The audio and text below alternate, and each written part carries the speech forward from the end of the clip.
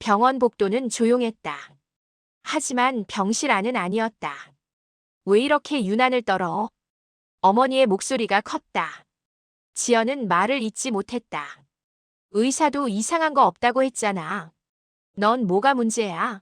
내가 아프면 좋겠어. 옆에서 강호가 조용히 어머니의 손을 잡았다. 그 제스처만으로 충분했다. 의료진의 동정이 쏠렸다. 간호사들의 눈빛이 바뀌었다. 지연을 보는 눈빛이 말했다. 너 같은 딸이 있으니까 어머니가 스트레스 받는 거 아닐까. 병실 밖으로 나온 지연은 복도 벽에 등을 기댔다. 손이 떨렸다. 숨이 차올랐다. 아무도 자신의 편이 아니었다. 어머니도 의사도 강호도. 그리고 가장 끔찍한 것은 지연 자신조차 자신을 믿지 못하고 있다는 것이었다. 눈물이 흘렀다. 하지만 그것은 절망의 눈물이 아니었다. 그 눈물 뒤에는 뭔가 다른 것이 타오르고 있었다. 강호는 몰랐다. 지연이 이미 모든 것을 알고 있다는 것을. 서지연은 부산 해운대 인근의 낡은 다가구 주택 앞에 섰다. 아버지 기일이 열흘 앞으로 다가온 까닭이다. 콜센터 관리자로 일하는 지연은 서울 아파트에서의 삶을 잠시 접고 어린 시절을 보낸 이곳을 찾아야 했다. 이혼 후 5년 자신의 방으로 돌아가는 기분은 여전히 낯설었다. 지연아, 어서 와. 어머니 김명수는 1층 작은 분식집 문을 열며 반갑게 손을 흔들었다.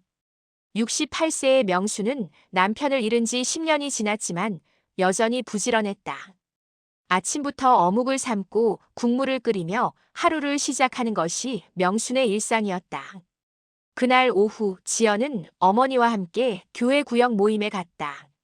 오랜만에 동네 주민들과 마주쳤고 반갑게 안부를 묻는 사람들 사이로 한 남자가 어머니의 곁에 서 있었다. 최강호였다. 63세의 그는 흰 셔츠에 카디건을 걸친 깔끔한 모습이었다. 교회 자원봉사자라고 소개받은 그는 명순의 팔에 손을 얹으며 다른 주민들과 이야기를 나눴다. 이분은 저희 명순 어머니세요. 정말 좋은 분이에요. 혼자 분식점까지 운영하시면서 얼마나 힘드셨겠어요. 강호의 목소리는 부드럽고 다정했다. 그는 명순을 바라볼 때마다 마치 보석을 다루듯 조심스러운 표정을 지었다.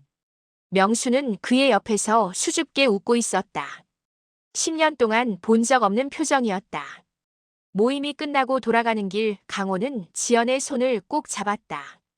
지연 씨, 앞으로는 제가 어머님 책임질 텐데요. 지연 씨는 마음 편히 자기 삶만 사세요. 저를 믿어도 돼요. 손에서 느껴지는 온기는 따뜻했다. 강호의 눈빛도 진심 어린 것처럼 보였다. 지연은 그의 얼굴을 바라봤다. 어머니의 손을 이렇게 소중하게 잡아줄 누군가가 생겼다는 것 자체가 신기하고도 고마웠다. 그날 밤 지연은 침대에 누워 천장을 바라봤다. 어머니의 얼굴이 떠올랐다. 아버지를 잃은 후 처음으로 본 그 밝은 표정 말이다. 늦은 나이에 행복 좀 누리면 어때? 엄마도 그럴 자격이 있지. 지연은 그렇게 중얼거렸다. 그러나 가슴 한구석에서는 뭔가 답답한 기분이 떨어지지 않았다. 모르는 남자의 손길, 그 따뜻함 뒤에 숨어 있을지도 모르는 것들. 지연은 그것을 명확히 알 수 없었고 그래서 더욱 불안했다. 어둠 속에서 시계의 초침이 째깍거렸다. 결혼식이 끝난 지 2달째였다. 최강호는 정말 완벽한 남편처럼 보였다. 매 끼니를 직접 챙기고 아침마다 명순의 혈압을 재고 분식집 문을 닫은 후 뒷정리까지 도맡았다. 교회에서도 저렇게 헌신적인 남편이 있으니 명순 씨가 복 많이 받으신다고들 했다. 서지연은 처음엔 고마워했다. 어머니가 혼자가 아니라는 생각만으로도 마음이 놓였다. 하지만 어딘가 불편했다. 지연이 서울에서 빚은 반찬들을 가져갈 때마다 강호의 반응은 일정했다. 우리 명순 씨 위장은 제가 더 잘 알죠. 자극적인 건 이제 그만 먹어야 합니다. 그의 말투는 친절했다. 하지만 젓가락을 쓱 빼내는 손짓은 단호했다. 명수는 처음엔 아 그래. 강호 오빠 말이 맞겠지라며 미안해했다. 하지만 시간이 지나면서 달라졌다. 지연아, 굳이 힘들게 반찬까지 안 해와도 된다. 강호가 잘 챙겨주니까. 어머니의 목소리에는 아쉬움보다 당연함이 묻어났다. 마치 지연의 반찬이 더 이상 필요하지 않다는 듯이 말이다. 그날도 지연은 갈치조림을 가져갔다. 명순이 예전부터 좋아하던 음식이었다.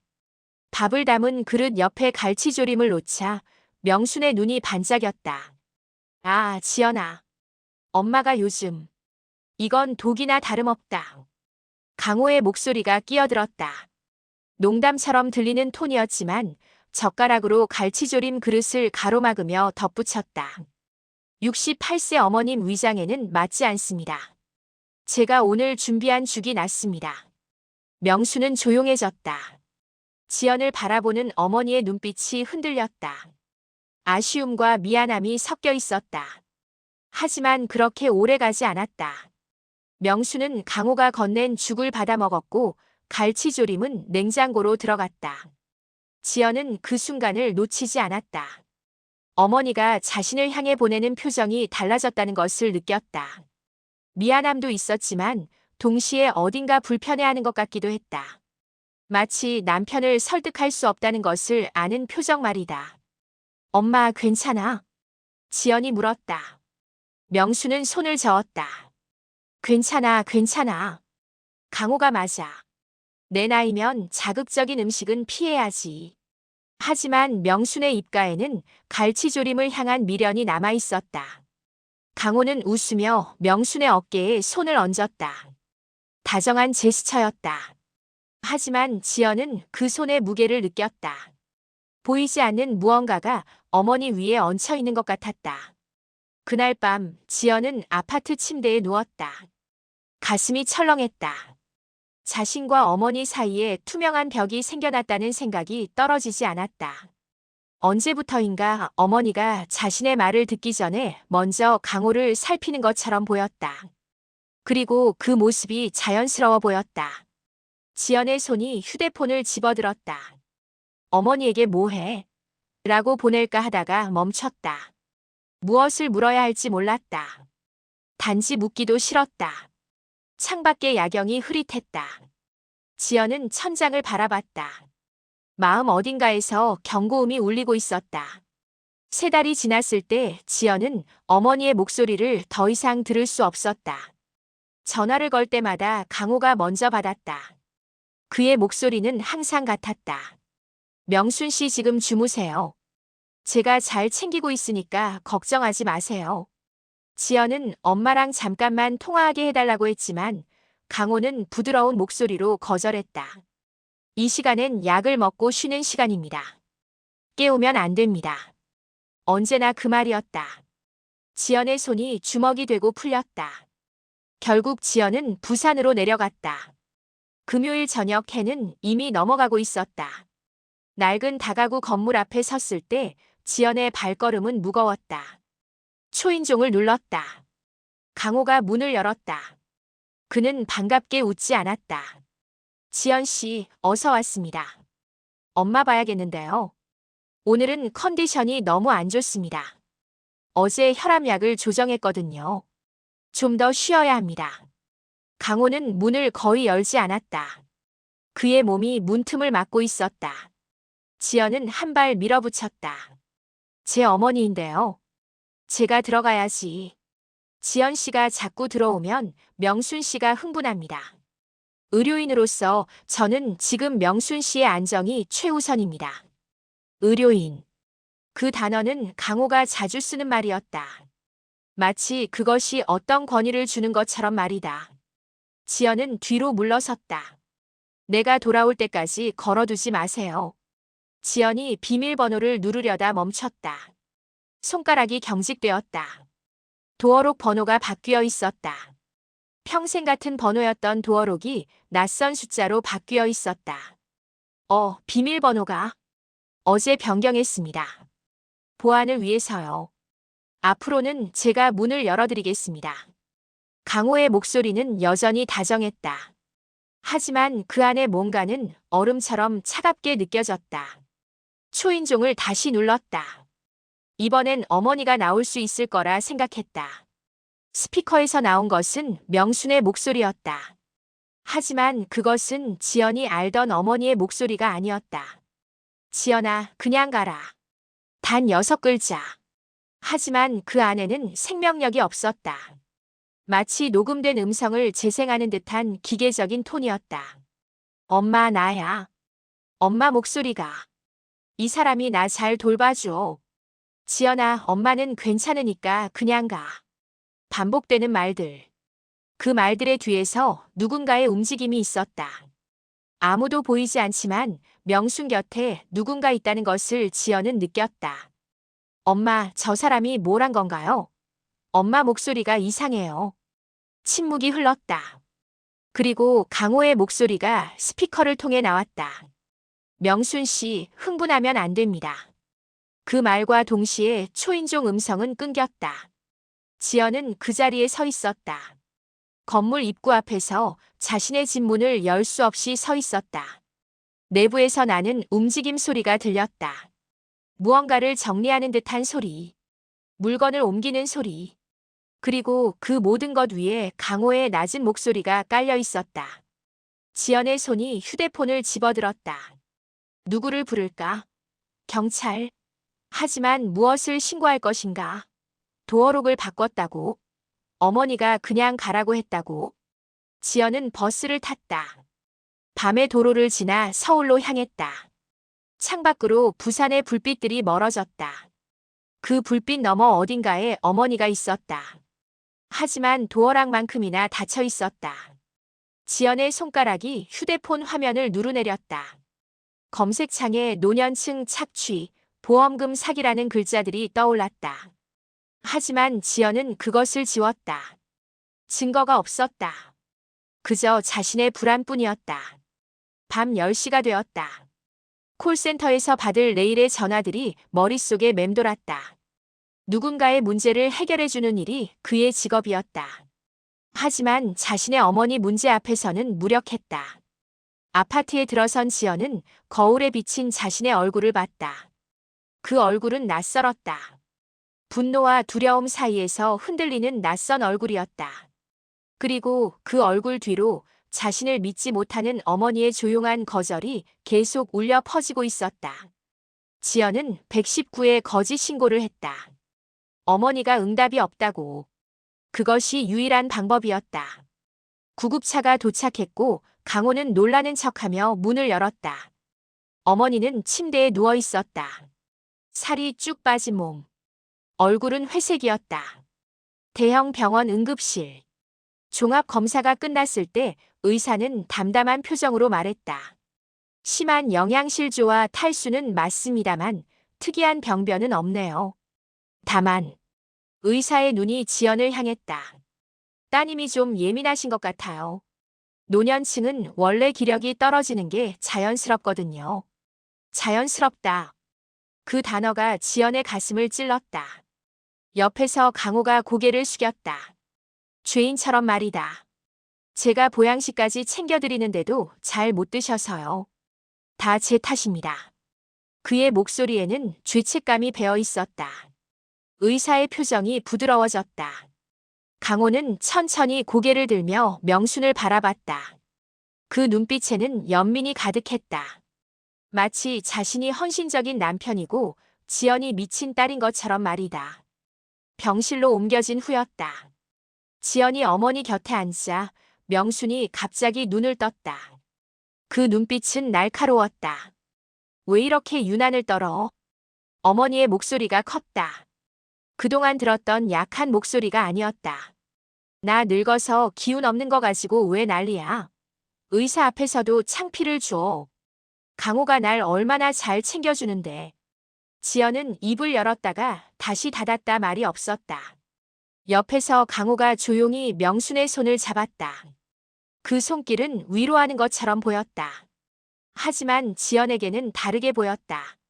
마치 명순을 자신의 쪽으로 당기는 손길처럼 말이다. 엄마, 영양실조가. 의사도 이상한 거 없다고 했잖아. 넌 뭐가 문제야? 내가 아프면 좋겠어. 명순의 말이 끝나기 전에 강호가 끼어들었다. 명순 씨, 흥분하면 혈압이 올라갑니다. 쉬셔야 합니다. 강호는 지연을 바라봤다. 그 눈빛은 따뜻했다. 하지만 그 안의 메시지는 명확했다. 넌 여기서 나가. 넌 어머니에게 해롭다. 지연은 병실을 나왔다. 복도의 형광등이 차갑게 빛났다. 복도 한쪽에 기대선 지연의 손이 떨렸다. 의사도 어머니도 강호도 모두가 자신을 이상한 사람 취급했다. 내가 미친 건가? 지연은 중얼거렸다. 그 말이 나오자 눈물이 흘렀다. 하지만 눈물은 오래가지 않았다. 눈물이 마르자 분노가 밀려왔다. 휴대폰을 들었다. 손가락이 떨렸다. 검색창에 글자를 입력했다. 노인보험금 착취, 유산 사기, 가스라이팅. 수많은 기사 제목들이 떠올랐다. 하지만 그것들은 남의 이야기였다. 지연의 어머니에게 적용할 증거가 없었다. 병실로 다시 들어갔다. 명수는 강호의 옆에서 조용히 누워 있었다. 강호는 지연을 보며 미소를 지었다. 다정한 미소였다. 하지만 그 미소 뒤에 확신이 지연을 압박했다. 너는 아무것도 증명할 수 없다. 너는 과민한 딸일 뿐이다. 지연이 병실을 나가는 순간 그의 눈빛이 바뀌었다. 더 이상 눈물이 아니었다. 무언가 차갑고 단단한 것이 눈 뒤에서 형성되고 있었다. 엘리베이터 버튼을 누르며 지연은 중얼거렸다. 증거를 찾아야 한다. 손이 더 이상 떨리지 않았다. 서울 아파트로 돌아온 지연은 한 가지만 봤다. 장식장 위에 뻐꾸기 시계였다. 그 시계는 고장난 지 오래였다. 시침이 멈춘 지 5년. 울리지도 않는 목재 시계가 거실 벽에 걸려 있었다. 아버지가 생전에 직접 달았던 유일한 가구였다. 지연은 의자를 끌어와 올라섰다. 손가락으로 시계의 먼지를 닦았다. 차갑던 나무가 손에 닿았다. 기억이 밀려왔다. 어린 시절. 목재로 된 대문을 열고 집에 들어오던 아버지. 그 아버지가 자신을 품에 안고 웃던 모습. 사진 속 아버지의 얼굴은 밝았다. 아직 주름이 많지 않던 얼굴이었다. 아빠, 이거 뭐예요? 사진 속 어린 자신이 시계를 가리키고 있었다. 이건 우리 지연이를 지켜주는 시계야. 매일 뻐꾸기가 나와서 지연이 잘했어라고 말해줄 거야. 아버지의 목소리가 들린 것만 같았다. 지연은 장식장 앞에서 바닥에 앉았다. 무릎을 안고 움츠렸다. 이대로 엄마를 잃으면 평생 나를 용서 못할 것 같아. 그 말이 나오자 몸이 떨렸다. 어머니를 잃는 것이 아니었다. 어머니가 자신의 곁에서 사라지는 것이었다. 그리고 지연이 그것을 막지 못한다면 그것은 지연의 책임이 될 것이었다. 휴대폰을 들었다. 손가락이 가떨어졌지만 멈추지 않았다. 초소형 카메라. 검색창에 입력된 글자를 탭했다. 주문 완료. 이틀이 걸렸다. 그 이틀 동안 지연은 어머니 집 주변을 배회했다. 오후 2시쯤 강호가 교회 자원봉사를 간다는 것을 알게 되었다. 하지만 최근 며칠간은 나가지 않았다. 마치 지연을 경계하듯이 말이다. 결국 지연은 다시 119를 불렀다. 제 어머니가 또 쓰러진 것 같습니다. 거짓이었다. 하지만 필요한 거짓이었다. 구급차가 도착했고 강호는 당황한 척하며 문을 열었다. 어머니는 침대에 누워 있었다. 놀라서 부산스러워하는 척했다. 구급대원들이 어머니를 들어올렸다. 모두가 구급차로 향했다. 그 사이 거실은 비어 있었다. 지연은 의자를 재빨리 끌어왔다. 올라섰다. 손이 정확했다. 뻐꾸기 시계를 연다. 렌즈를 숨긴다. 닫는다. 다시 내려온다. 의자를 제자리에 둔다. 모든 게 10초였다. 휴대폰을 켜 카메라 앱을 열었다. 화면에 부엌이 선명하게 들어왔다. 식탁도 보였다. 소파도 보였다. 어머니가 주로 앉아있는 소파도. 모든 것이 한눈에 들어왔다. 이제라도 아빠가 우리를 지켜주는 것 같다. 지연의 입에서 나온 말이었다. 하지만 목소리는 아버지의 목소리처럼 들렸다. 어딘가 낮고 믿음직하고 다정한 목소리였다. 그 밤 지연은 수십 번을 화면을 봤다. 부엌의 식탁. 강호가 어머니에게 음식을 차려주는 장면. 어머니가 먹는 모습. 그리고 강호가 어머니 뒤에서 하는 작은 움직임들. 손가락으로 뭔가를 집어넣는 모습. 손으로 무언가를 문지르는 모습. 화면은 그것만으로도 충분했다. 지연의 얼굴이 달라졌다. 더 이상 눈물도 분노도 아니었다. 오직 냉정함만 남았다. 그리고 확신이었다. 증거가 이제 시작된다. 휴대폰을 내려놓으며 지연은 중얼거렸다. 창밖의 밤거리가 흐릿했다. 하지만 지연의 눈은 선명했다. 아버지의 눈처럼 흔들리지 않는 눈이었다. 병원 복도의 구석진 의자에 지연은 앉아 있었다. 휴대폰 화면만 뚫어지게 바라봤다. 강호는 병실을 나왔다. 어머니에게 오늘은 내가 집에 가서 보양식을 더 챙겨야겠다며 다정하게 손을 잡고 나갔다. 어머니는 고개를 끄덕였다. 이제 그게 자연스러웠다. 화면 속 강호가 집에 도착했다. 문을 열고 들어선 순간 그의 표정이 바뀌었다. 벗어 던져지듯 사라진 미소. 얼굴에 남은 것은 냉정함 뿐이었다. 강호는 냉장고를 열었다. 손이 정확했다. 약탕기를 꺼냈다. 그리고 갈색 유리병을 꺼냈다. 상표가 없는 병이었다. 검은 탕약이 끓어오르기 시작했다. 그윽한 한약 냄새가 화면을 통해서도 느껴질 듯했다. 강호는 그 냄새를 깊게 마셨다. 마치 그것을 즐기듯이 말이다. 손가락이 움직였다. 상표 없는 작은 병에서 흰 가루를 꺼냈다. 한 번. 정확하게. 그리고 두 번. 역시 정확하게. 흰 가루는 검은 탕약 속으로 떨어졌다. 지연의 호흡이 멈췄다. 강호는 숟가락으로 천천히 저었다. 마치 정성을 들이는 것처럼 말이다. 그리고 입을 열었다. 낮은 목소리였다. 혼잣말이었다. 하지만 카메라는 모든 것을 기록했다.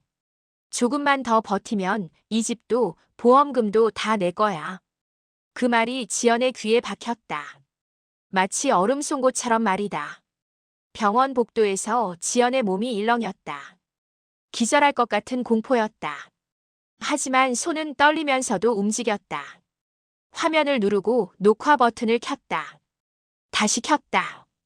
그리고 또 켰다. 강호가 약을 마시는 장면. 어머니에게 주는 장면. 그 모든 것이 여러 각도에서 기록되었다. 지연은 휴대폰을 들고 일어섰다. 손가락이 자동으로 움직였다. 클라우드에 접속했다.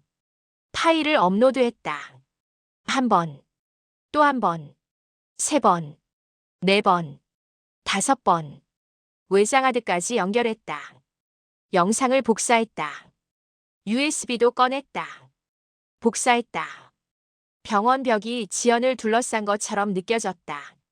하지만 그것은 벽이 아니었다. 보호였다. 증거로 가득 찬 보호였다.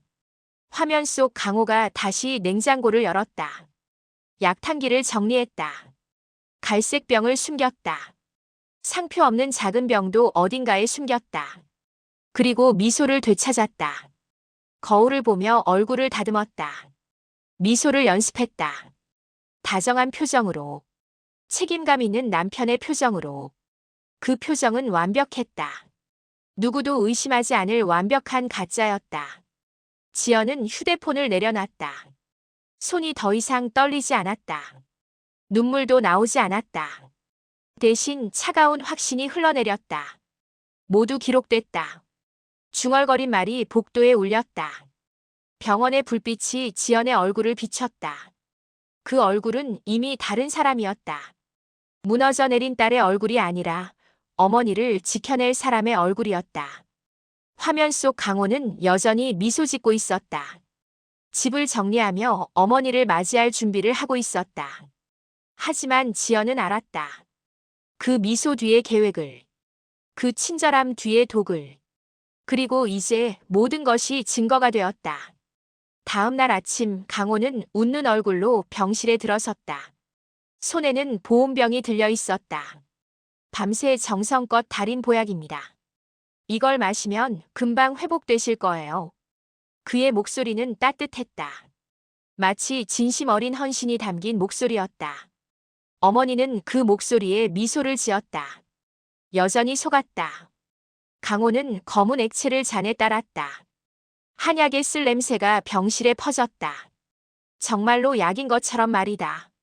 잔이 어머니의 입가로 다가갔다. 그만하세요. 지연의 목소리가 병실을 가로질렀다. 외침이었다. 손이 뻗어져 잔을 휩쓸었다.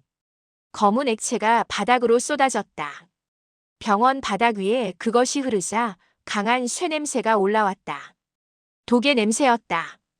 강호의 얼굴이 사색이 되었다. 입이 떨렸다. 하지만 말이 나오지 않았다. 지연은 휴대폰을 들었다. 화면을 켰다. 어젯밤의 영상이 재생되었다. 강호가 냉장고를 열고 약탕기를 꺼내고 상표 없는 병에서 흰 가루를 꺼내 떨어뜨리는 장면. 그리고 그의 목소리. 조금만 더 버티면 이 집도 보험금도 다 내 거야. 어머니가 화면을 봤다. 지연도 봤다. 강호도 봤다. 진실이 병실 안에 가득 찼다. 병실 문이 열렸다. 형사들이 들어섰다. 미리 연락받고 대기하던 사람들이었다.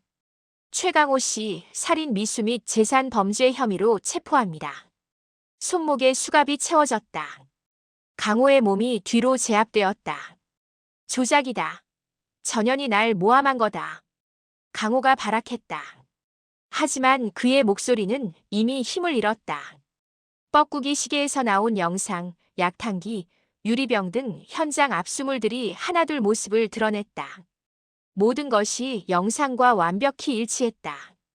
그가 끌려나간 후 병실에는 침묵이 흘렀다. 변호사가 들어섰다. 지연이 미리 만난 사람이었다. 혼인 무효 절차가 빠르게 진행되었다. 재산 가압류도 동시에 신청되었다. 어머니의 다가구 주택은 강호의 손에서 빠져나왔다. 예금도 보호되었다. 보험금도 마찬가지였다. 며칠 뒤 어머니는 퇴원했다. 그날 처음으로 어머니는 지연의 눈을 제대로 봤다. 미안해, 지연아. 목소리가 떨렸다. 내가 너를 의심했어. 그리고 말이 끝나지 않았다. 지연은 어머니를 안았다. 10년을 혼자 견딘 어머니, 외로움에 속은 어머니. 그녀를 원망할 수 없었다. 괜찮아요, 엄마. 지연의 목소리도 떨렸다. 이제 다 끝났어요. 하지만 끝은 아니었다. 수사는 계속되었고 강호의 과거도 드러나기 시작했다. 다른 노년층 여성들을 노린 사건들. 적어도 3건이 더 있었다. 그가 이번에 걸려나지 않았다면 계속되었을 범행들이었다. 병원 로비에서 지연은 휴대폰을 들었다. 뻐꾸기 시계에 숨긴 카메라의 영상들이 증거로 제출되었다. 그것이 강호의 범행을 입증하는 핵심 자료가 되었다. 아빠, 우리 지켜줘서 고마워. 지연은 중얼거렸다. 그리고 하늘을 바라봤다. 부산의 하늘이 맑았다. 오랜만에 맑은 하늘이었다. 어머니는 이제 혼자가 아니었다. 지연은 다시 어머니 곁으로 돌아왔다. 법도 증거도 그리고 사랑도 그들의 편이었다. 집중 영양 치료와 안정이 어머니를 천천히 돌려놓았다. 앙상하던 팔에 살이 올랐다. 회색이던 얼굴에 혈색이 돌아왔다. 눈도 밝아졌다. 어느 따뜻한 오후였다. 해운대의 창문을 통해 햇빛이 들어오고 있었다. 어머니가 조용히 입을 열었다. 지연아, 미안하다. 목소리가 떨렸다. 내가 널 못 믿었구나. 내가 너를 밀어낸 거야.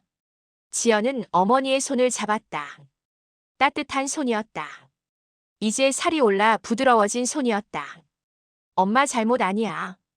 그 사람이 너무 교활했던 거야. 엄마를 외로움에서 구해준 사람처럼 보였으니까. 둘은 함께 울었다. 하지만 그것은 절망의 눈물이 아니었다. 살아남은 눈물이었다. 며칠 뒤 두 사람은 다시 해운대 집으로 돌아갔다. 강호가 사온 가구부터 시작했다.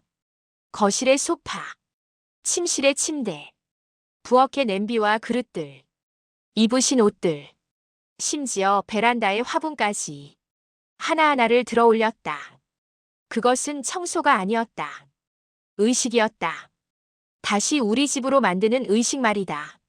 마지막으로 장식장 위에 뻐꾸기 시계 앞에 섰다. 어머니가 의자를 끌어왔다. 올라섰다.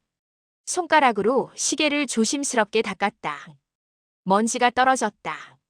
그리고 오래전 멈췄던 시계의 줄을 다시 감기 시작했다. 째깍, 째깍, 째깍. 시침이 움직였다. 분침도 움직였다. 그리고 정각이 되자 문이 열렸다. 뻐꾸기가 나왔다. 뻐꾸기, 뻐꾸기, 뻐꾸기. 오랜 침묵을 깨고 다시 울리는 새의 울음이었다. 어머니의 눈에서 눈물이 흘렀다. 그날 저녁 밥상이 놓였다. 된장찌개, 계란말이, 그리고 김치. 아주 평범한 밥상이었다. 화려함도 없었고 특별함도 없었다. 오직 우리 집의 맛일 뿐이었다. 어머니가 첫 숟갈을 떡밥에 얹었다. 천천히 씹었다. 한참을 씹었다. 그리고 입을 열었다. 밥이 이렇게 맛있는 줄 까먹고 살았다. 목소리가 떨렸다. 다시 울음이 터졌다. 하지만 이번엔 웃음도 섞여 있었다. 지연은 낡은 가족 앨범을 꺼냈다. 두꺼운 표지의 앨범이었다. 페이지를 넘겼다. 어린 지연이 아버지 품에 안겨 웃는 사진이 나왔다. 아버지의 얼굴이 밝았다. 그 옆으로 어머니가 있었다. 셋이 함께 웃고 있었다. 아빠가 우리 지켜줬어. 지연이 중얼거렸다. 결국 우리를 살린 건 가족을 끝까지 의심하지 않은 너의 마음이었다. 어머니가 지연의 손을 잡았다. 그 손의 힘이 예전과 달랐다. 죽음에서 깨어난 손의 힘이었다. 창밖으로 해운대의 저녁거리가 보였다. 골목 끝에서 국밥 냄새가 날 것이다. 어머니가 다시 분식집을 열 날도 멀지 않았다. 하지만 이제는 혼자가 아니었다. 딸이 곁에 있었다. 뻐꾸기 시계가 다시 울렸다. 차가운 의료진의 목소리가 아니라 아버지의 손으로 달린 시계에서 나는 울음이었다. 그 울음 속에는 외로운 노년의 달콤한 미끼를 거절하고 끝까지 의심하고 또 행동한 딸의 사랑이 담겨 있었다. 그리고 그 사랑이 한 사람의 인생을 어떻게 구해낼 수 있는지에 대한 평범하지만 가장 큰 이야기가 담겨 있었다.